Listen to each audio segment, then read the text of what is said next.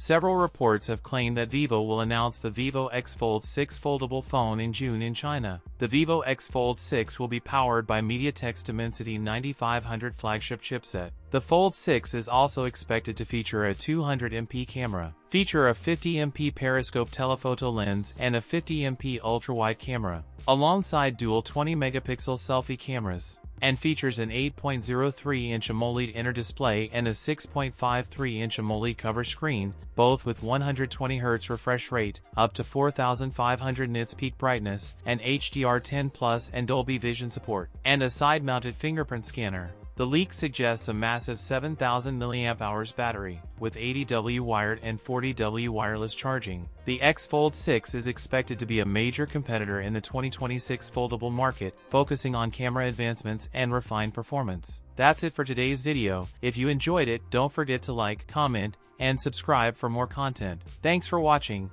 and I'll see you in the next one.